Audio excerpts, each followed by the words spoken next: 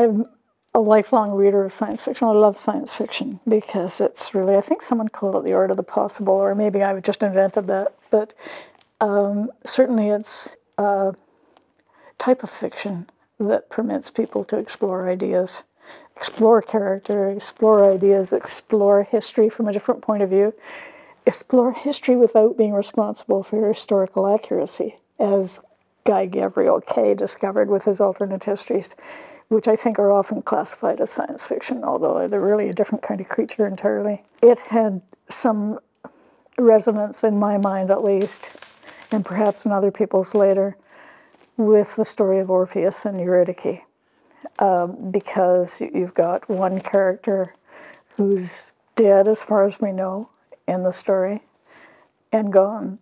And another character is very emotionally attached and tries to recover that person, and in fact is only able to recover the person that she loved in the form of an avatar, in the form of a computer personality, we would say.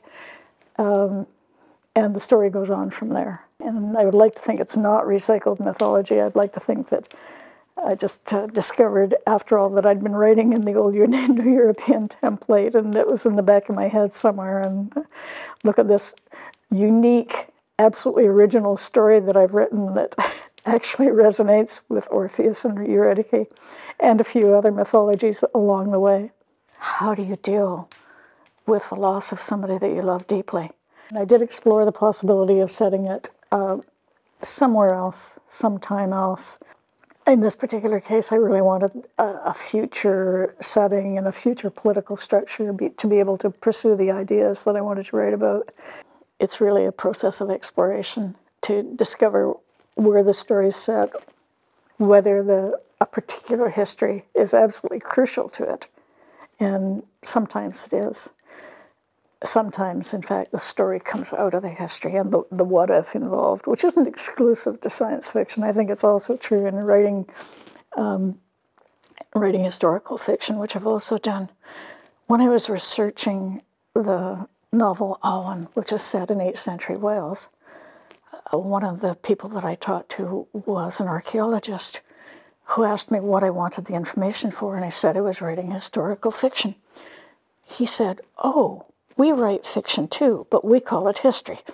So I think that realistic people, whether they're in the academy or whether they're writing fiction, recognize that there is no absolute truth, and the best you can do is try to interpret things as accurately and as sensitively and as sensibly as possible. Not terribly many Canadians know the story of Ginger Goodwin, and I wish that more did. So when I started backing into that story, I not only wanted to put the history together, I also wanted people to read it and to know it, but I also wanted them to want to read it. So if you really want people to find books accessible, and not only that, find them desirable to read, something that they really want to pick up, put down good money for, or go to the trouble of going to the library for, then you'd better write it in a way that makes it of interest to them and attracts their interest in the same way that fiction does. My father had told me about Ginger Goodwin years ago when I was a kid, and I could care less. He was just another old-timer that my father told me about. I didn't hear about him anywhere else, only from my dad, who went fly fishing with his friends and heard stories from them on the riverbank. As they would tie their flies with one hand. They'd hold the fly in one hand. There was none of this fancy stuff like having a little mechanical vise to hold your fly on. They would tie with one hand and hold it with the other. And then they'd look around the river and they'd go out and cast their line with the fly on it right then and there. And these were old Welsh coal miners in Cumberland. They told my dad about this labor leader and coal miner that they'd known who was, they said, murdered by the police, and then the murder was covered up. My dad told me this story, and I didn't take much interest. He told me about a lot of what I now realize were very interesting people from that era, from the early part of the century.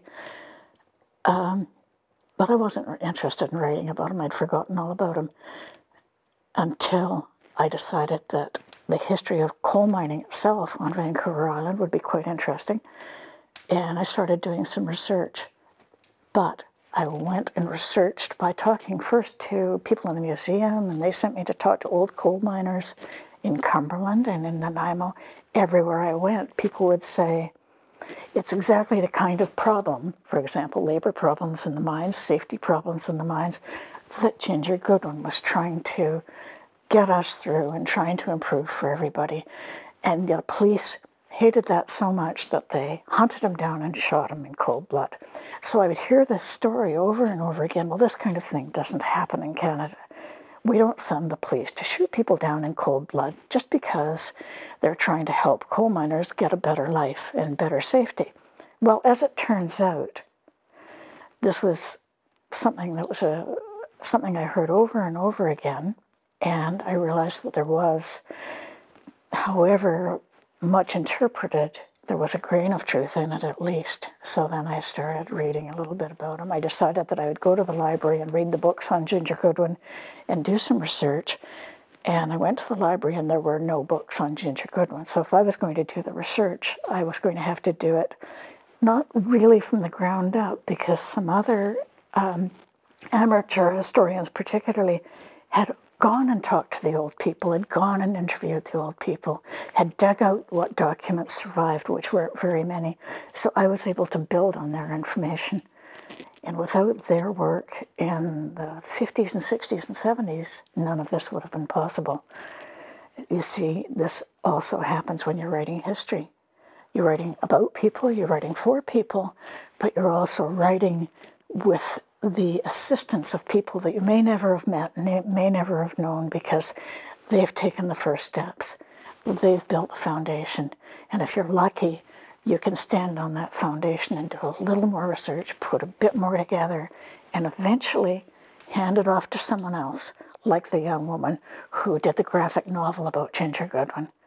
I was so happy to see a new generation taking up what people like me and people like Roger Stonebanks did, trying to write the history, and then see other people come along like her, do a graphic novel, other people doing songs and doing plays, and everybody adds a little bit of information, a little bit of interest, and a little bit of appeal to that story, and then we get a situation where people are more aware of what happened.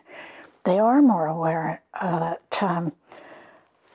history isn't always as we see it, and it's certainly not as the government would like us to see it, which sounds a little bit paranoid, but a little paranoia goes a long way.